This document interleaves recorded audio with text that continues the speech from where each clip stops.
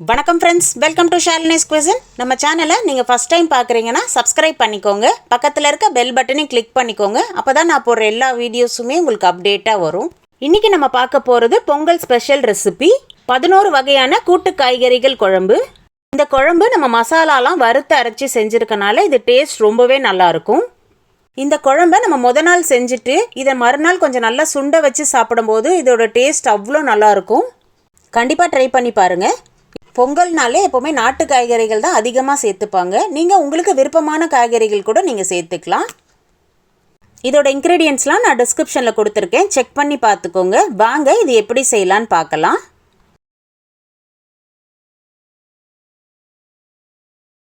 இந்த குழம்புக்கு தேவையான 11 வகையான காய்கறிகள்: கருணக்கிழங்கு, வாழைக்காய், புடலங்காய், கேரட், சக்கரவள்ளி, கத்திரிக்காய், வெள்ளை பூசணி, மாங்காய், மொச்சக்காய், அவரைக்காய், மஞ்சள் பூசணி.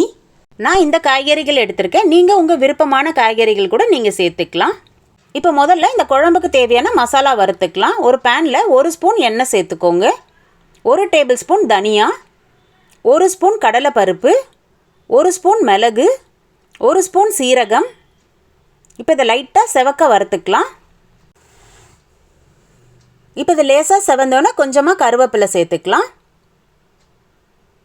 நான் 4 காஷ்மீரி மிளகாய் சேர்த்துருக்கேன். உங்ககிட்ட காஷ்மீரி மிளகாய் இல்லைன்னா நீங்கள் காஞ்ச மிளகா கூட சேர்த்துக்கலாம். நான் கலருக்காக தான் சேர்த்துருக்கேன். துருவின தேங்காய் 2 டேபிள் ஸ்பூன் சேர்த்துக்கோங்க. இப்போ இது எல்லாமே நல்லா வாசனை வர வரைக்கும் கொஞ்சம் நல்லா வறுத்து எடுத்துக்கலாம். இப்போ இது நல்லா வறுத்தாச்சு. இது ஒரு பக்கம் நல்லா ஆற வச்சிடலாம். இப்போ ஆறின பிறகு நம்ம ஒரு மிக்ஸி ஜாரில் சேர்த்துக்கலாம். இப்போ கொஞ்சமாக தண்ணி சேர்த்து நம்ம அரைச்சிக்கலாம்.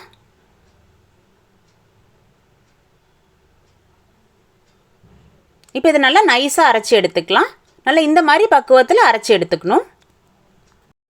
தாளிப்புக்கு 50 கிராம் எண்ணெய் சேர்த்துக்கலாம்.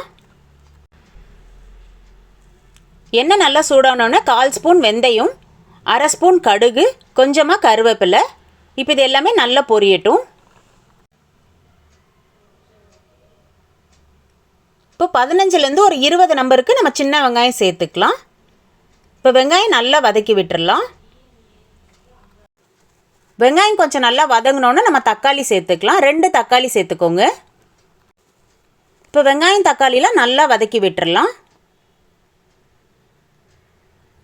நல்லா இந்த அளவுக்கு வதங்கினோன்னு நம்ம இந்த குழம்புக்கு தேவையான காய்கறிகள் எல்லாம் சேர்த்துக்கலாம். மஞ்சள் பூசணிக்காய், கருணக்கிழங்கு, வெள்ளை பூசணி, புடலங்காய், கேரட், அவரைக்காய், சக்கரவள்ளி, கத்திரிக்காய், வாழைக்காய், மொச்சக்காய். இப்போ இது எண்ணெயிலே ஒரு 5 நிமிஷத்துக்கு நல்லா வதக்கி விடலாம். இப்போ இந்த குழம்புக்கு தேவையான மசாலாலாம் சேர்த்துக்கலாம். 1/4 ஸ்பூன் பெருங்காயத்தூள், 1/2 ஸ்பூன் மஞ்சத்தூள், 1 டேபிள் ஸ்பூன் சாம்பார் பொடி, 1 ஸ்பூன் சில்லி மிளகாத்தூள், தேவையான அளவு கல்லுப்பு சேர்த்துக்கோங்க. மசாலாலாம் சேர்த்துட்டு எண்ணெயிலே ஒரு 5 நிமிஷத்துக்கு நல்லா வதக்கி விட்டுடலாம். மசாலா சேர்த்தோன்னா அடுப்பை சிம்மில் வச்சே வதக்கி விடலாம். இப்போ இந்த காய்கறிகள் வேகிறதுக்கு கொஞ்சமாக நம்ம தண்ணி சேர்த்துக்கலாம். இப்போ தண்ணி சேர்த்துட்டு ஒரு வாட்டி நல்லா கலந்து விட்டுருங்க.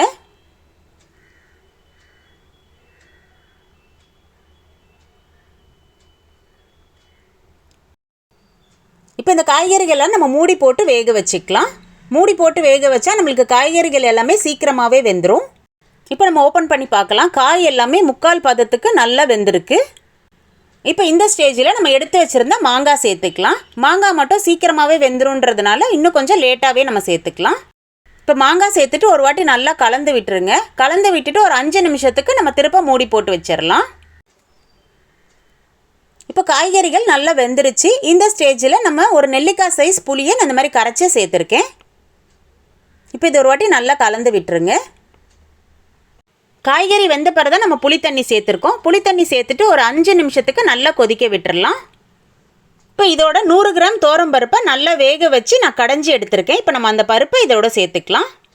இப்போ பருப்பு சேர்த்தோன்னே நம்ம வறுத்து அரைச்சி வச்சுருந்தோம் இல்லையா, அந்த மசாலாவையும் சேர்த்துக்கலாம். இப்போ மசாலா சேர்த்துட்டு ஒரு வாட்டி நல்லா கலந்து விட்டுருங்க. இப்போ குழம்பு நம்மளுக்கு ரொம்ப திக்காக இருக்குது, அதனால நம்ம இன்னும் கொஞ்சம் தண்ணி சேர்த்துக்கலாம்.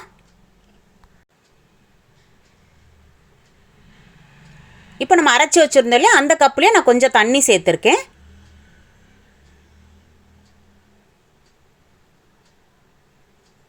இன்னும் ஒரு கப்பு தண்ணி சேர்த்துக்கோங்க. அப்போ தான் குழம்பு நல்லா கொதித்து வரும்போது அந்த கன்சிஸ்டன்சி கரெக்டாக வரும். இப்போ இந்த ஸ்டேஜில் உப்பெல்லாம் கரெக்டாக இருக்கான்னு செக் பண்ணிக்கோங்க.